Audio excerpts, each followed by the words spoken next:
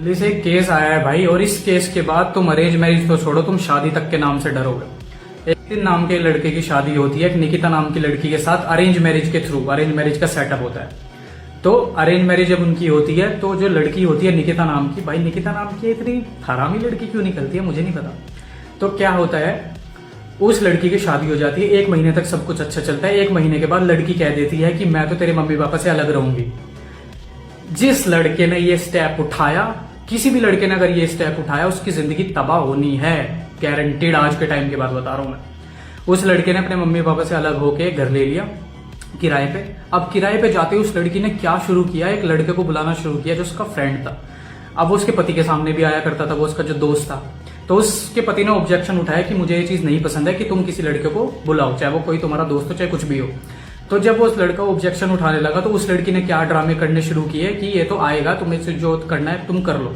तो जब लड़ाई ज्यादा हद तक पहुंच गई तो एक दिन क्या होता है कि ये लड़ाई मल्टीपल टाइम्स चल रही होती है, मतलब लंबे टाइम तक खिंच जाती है लड़ाई।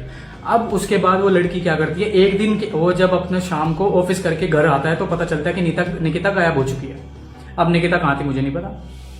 तो क्या होता है, निकिता के मम्मी पापा उस लड़के पे केस ठोक देते हैं कि इसने इसको डाउरी मांगी है इससे, इसने डोमेस्टिक वायलेंस का केस ठोक दिया और मार पिटाई का जो भी था सीन सारा केस ठोक दिया। उसके मम्मी पापा भी उस चीज में मिले हुए थे।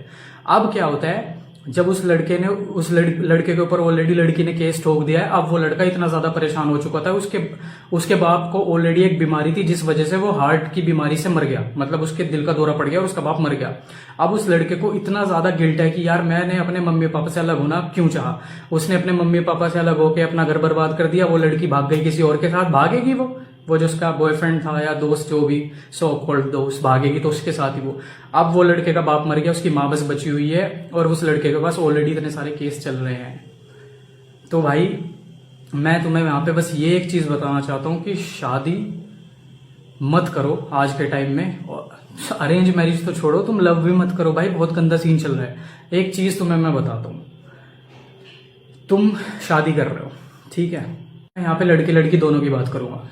जिस लड़की या जिस लड़के के मल्टीपल बॉडी काउंट ऑलरेडी हैं, 3+ या 2+ भी, वो लड़की या लड़का रिश्ते नहीं चला सकता है।